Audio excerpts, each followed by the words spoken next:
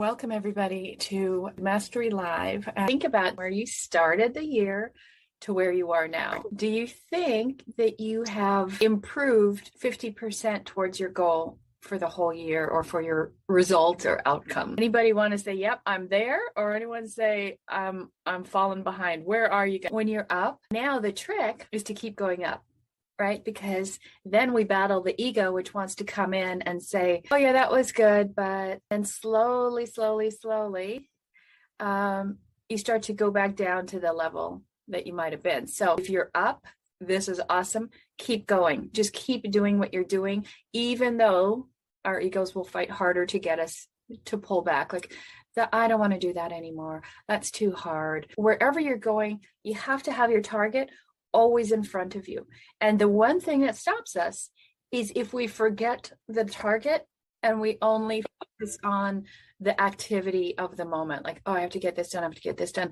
And then we get so mired in our activity. So today I want to talk about, in my mastery, we have the morning dash and the drop. The dash is the devotion, alignment, surrender, and humility. And so that's the first thing we do before we even get started, so that we're centered in our practice for that day. Some days are real short, some days might be 15, most days are around 10 minutes. But at the end of the day, you also want to do the drop. And I want to talk about that because I think that is the most overlooked aspect of the program. The drop is decide, remove the offending problem. So at the end of the day, you want to have a review and think, before I end the day, we like to call it closing the till. If you had a restaurant and you clear out the till, get everything out, settle the cash. You want to clear it all out and see if there's anything left that didn't balance, right? That made your register not balance. And what is the thing that might still be bothering you? The thing that's kind of in the back of your mind, maybe it's very big in the forefront, and it's a problem. You've made it like you're taking a position against it. You're making it offensive. It's not a neutral thing, right? So the way to overcome that is first to decide. Number one, there's this thing that is not letting me clear my register at night. I don't have everything cleared out. Something is still bothering me. So you have to first take ownership and make that decision that I'm going to end this tonight. I'm not going to carry it forward another day. So first you decide, and then you want to remove it, not just think about it, not put it on the shelf. So you said, I want to get rid of it. I don't want this coming through another day. And that's as simple as it sounds. A lot of people are like, oh, this is going to take forever. This is something I have to work through and remove it, right? So if I am holding a block, okay, and I want to remove it, okay, I can hold on to it like this, okay? But if I decide, let me do this. If I decide to remove it from my life, I just have to let go of it. It crashes, right? So what are you holding on to? You have to decide to just let it go. It just has to fall away. And every problem can fall away like that. You don't have to work on it, work through it. I need someone's permission. I need to talk to somebody first.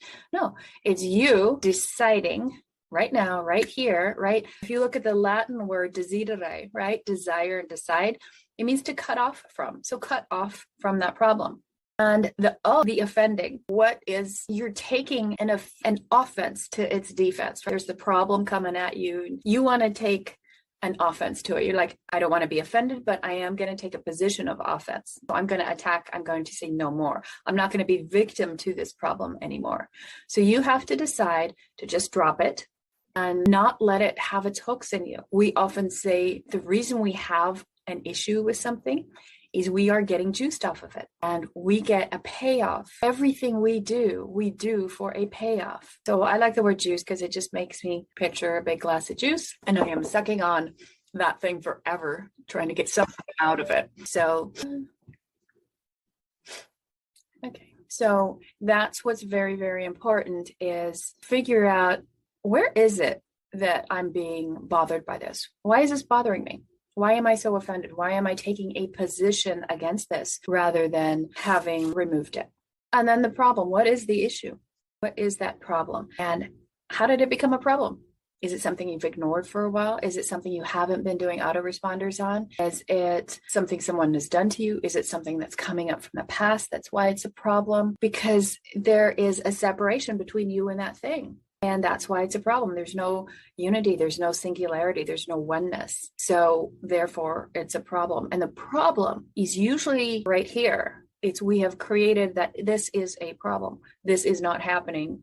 Therefore, it's a problem. And so if everything is going your way, it's not a problem. Right? Why? Because you're in alignment with it. But if you're out of alignment with it, it's going to be a problem. So this is really important to do. It takes nothing. You don't have to sit. You don't have to journal. You can do it like a commercial if you're watching a show at night. You can do it as you're showering before you go to bed or brushing your teeth or whatever, walking through the house, turning off all the lights and see, okay, is there any offending problem? If I'm trying to clear out the register before we shut down the restaurant, shut down the store, does everything balance or is there something bothering me? And when you identify what that problem is, all you have to do is just quickly drop it, right? So do your autoresponder with it. And if the autoresponder isn't doing it, you might not have enough emotion and feeling and energy behind it. You might not be using enough senses of the 6 senses. You're probably not using all 6 senses in your autoresponder. If it's just a word and a thing, and it's something that you're very familiar with, it's probably not powerful enough to erase the problem, because autoresponders are designed to erase them right away. And if they're not working, then you haven't powered it up enough. And so you should go to bed with everything balanced, everything clear. Of that day, there shouldn't be anything still lingering or still bothering you. Now you're thinking, well, nothing today, but this thing that's been bothering me for the last 5 years, or this person or this issue is still bothering me. It's been going on forever. That's because you just haven't been working on it deeply. You haven't been saying, this is done. This is out. And the only reason that's happening is because your ego wants to hang on to it. It wants a purpose, right? It wants to create friction. It wants to create opposites.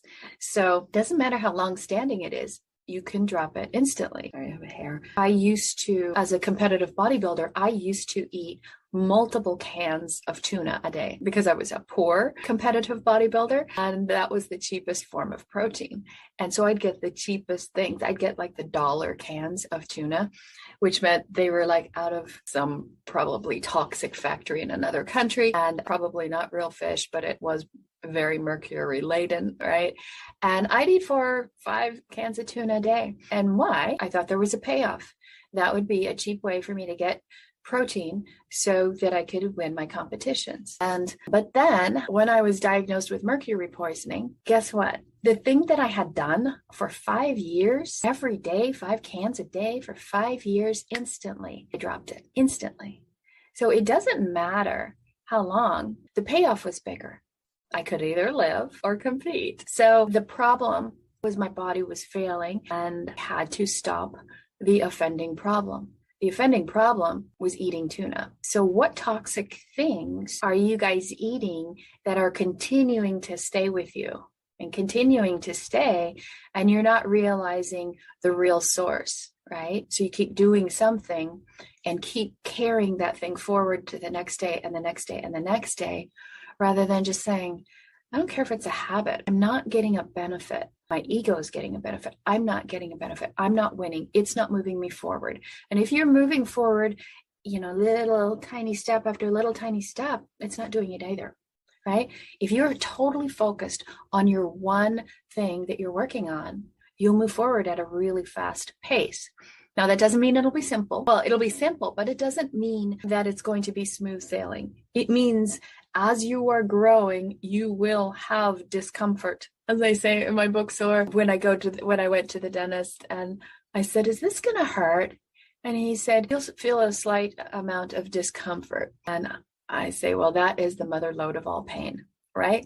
When they say that to you, they're totally lying. It's going to hurt like a mother. Okay. You guys have ever been to, it's just a little pinch and you're grabbing the seats, right? So you have to understand in order to get to where you want to go, it is growth. And therefore there is change, which the ego doesn't like. And there is also a slight amount of discomfort. Okay. If you think you can get to some big, massive objective without discomfort, you're completely delusional. You have to understand.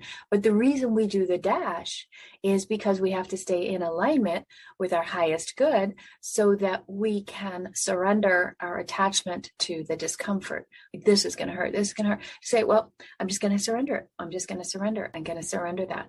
It's the attachment to suffering, the attachment to the discomfort. Oh, this is so hard. The attachment to wanting to be identified as someone who is going through something hard, as if we should wear a little, let's say, brown ribbon for going through the mud. We don't have to tell anybody. The less you talk about your discomforts, the faster they go away.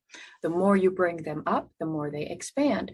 So that's why don't talk about your big goal to anybody, and don't talk about your discomforts, because nobody can solve it for you. Nobody can. And the only way that it works is the thing that you're hanging on to, that discomfort, you have to just simply release. It's going to be a big pile of blocks at my feet here. And that's how simple it is. So the drop is really important. If you're feeling like I'm doing the steps, but I'm not quite moving, or I've come across a big resistance. Now, two things. You could be in days 8 through 14, and days 8 through 14 means that's where you're going to feel the greatest amount of friction. So just get used to it. That could be the week that you're crying all the time. It could be the week you want to give up. It could be the week you say, I don't think this is worth it anymore, or this isn't working. Let me go pile on a whole bunch of other things and techniques and methodologies that will help it go faster. No, you're supposed to drop everything. It's all about the one thing. You're focused on your one thing that you're working on. What is that one mental focus that you're working on? As you're working on that, what comes up is you realize, oh, my thoughts are going all over the place. Today, my thought that I brought up when I was doing my reflection was something completely different.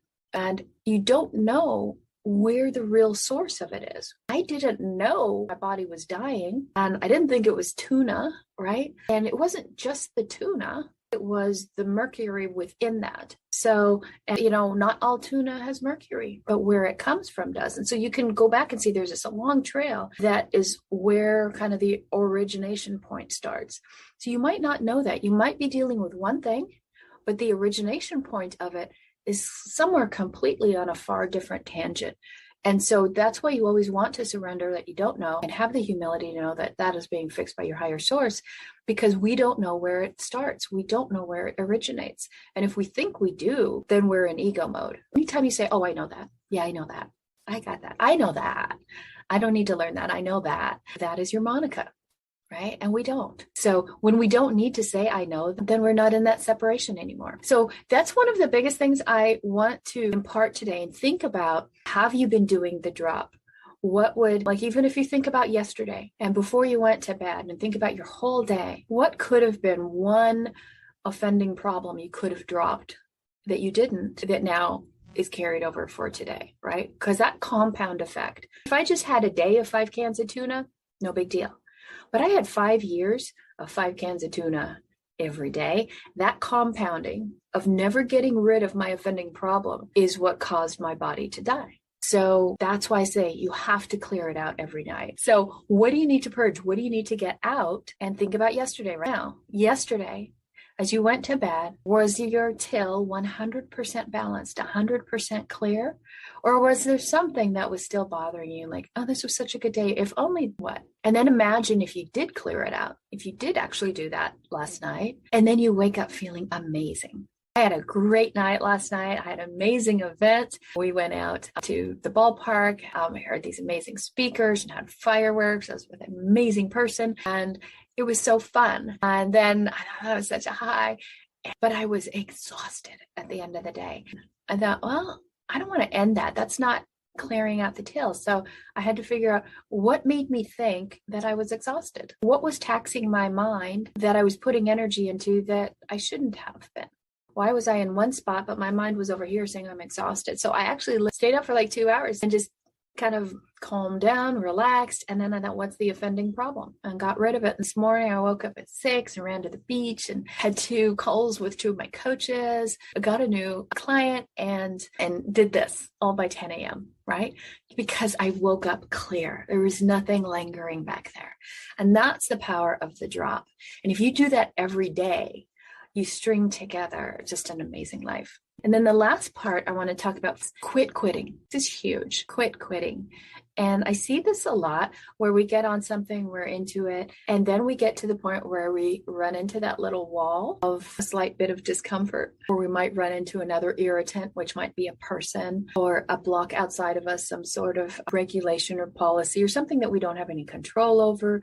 And then we stop and we quickly go, oh, well, I can't do it because of that. Look how many people in life gave up their whole existence in their life because of the pandemic. Like, oh, can't do anything. I just have to sit home and collect checks. What is it that makes you quit? What stops you? And look at it, because sometimes it might be a certain feeling. Like, oh, when I feel this feeling, like when I start feeling not confident, I pull back. When I start feeling a little scared, I pull back. When I start feeling like I'm going to look stupid doing this, I pull back. So what is your thing that you have to quit? Because when you notice it, all the times you pull back a little bit, like, oh, I'm not going to do that. I'm just going to take a day off. I'm not going to do that anymore.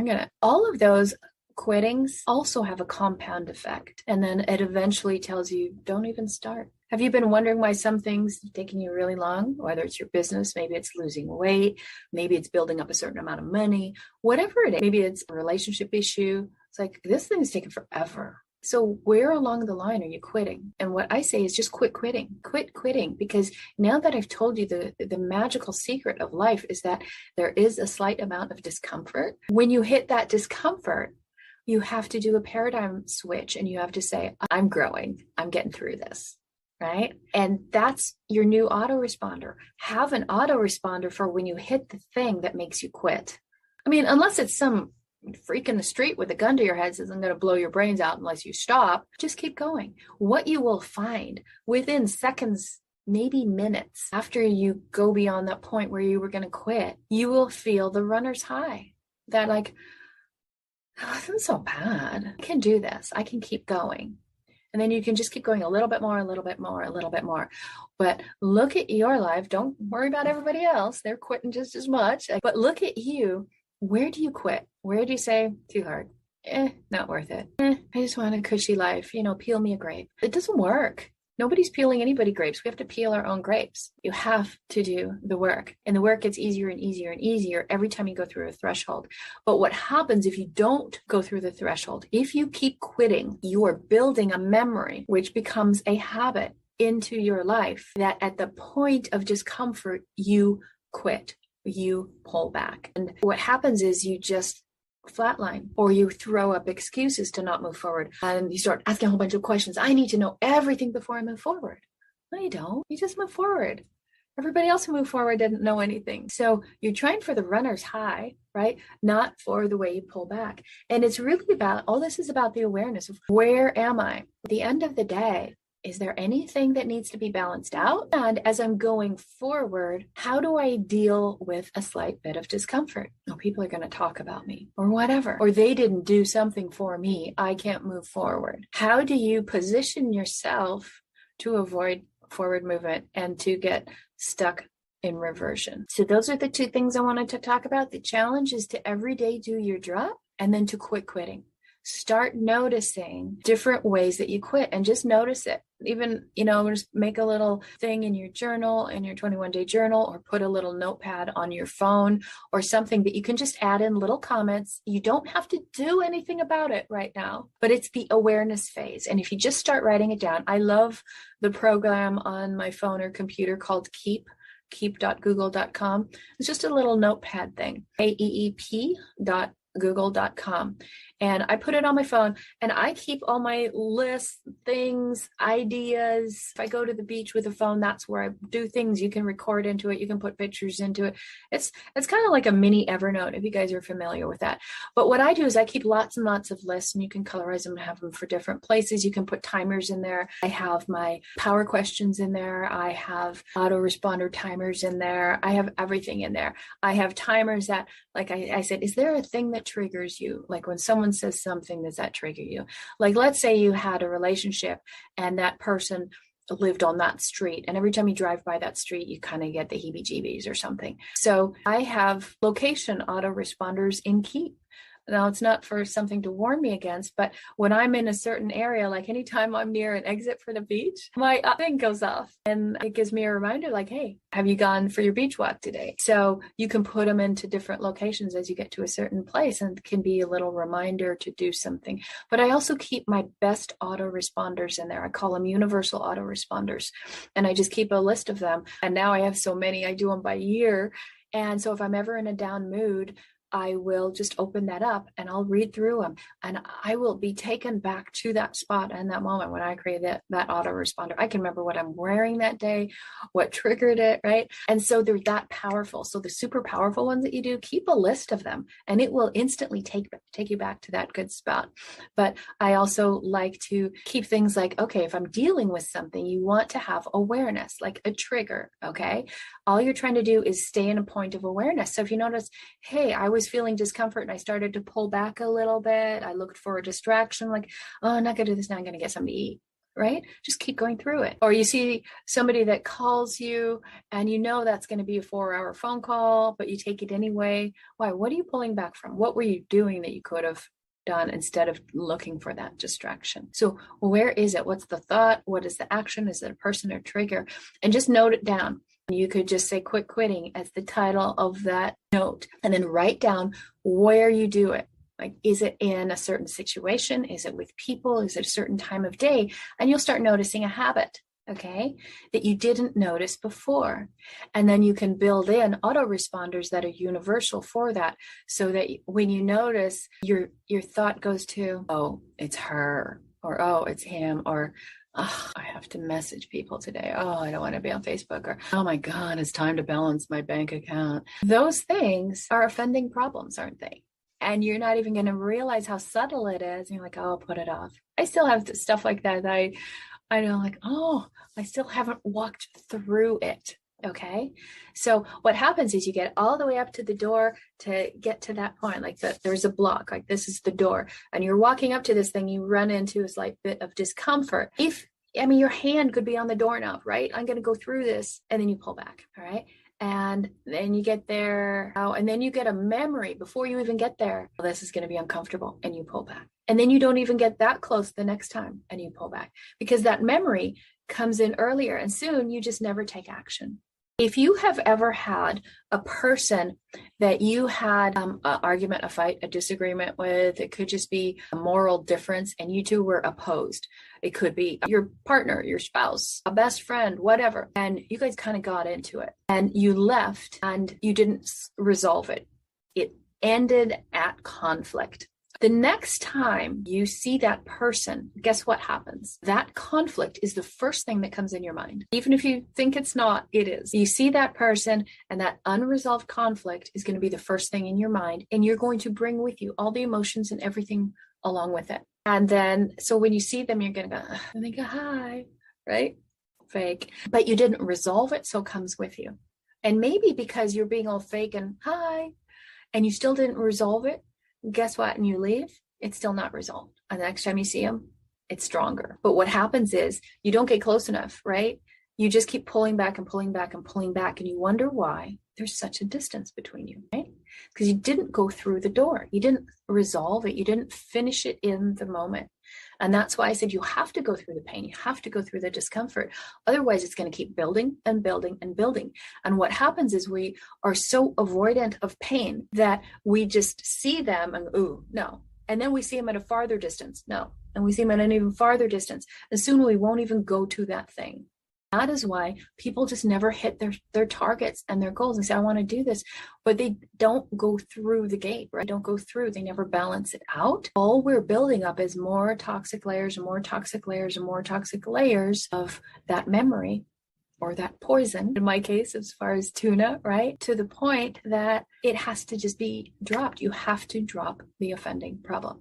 And that quitting, the reason I brought that up and tied it to it, that constant quitting is because you're not dropping the offending problem that day. You should never have any offending problem within you for more than 24 hours. You have to address it within 24 hours. Sometimes I tell people, put it on the shelf, but have a 24-hour timer on it. So you have to stop and address it within 24 hours. If you don't, it seeps into your consciousness, and then it comes up again. Like as you see that person again, every bad last memory comes up before anything else you want to deal with.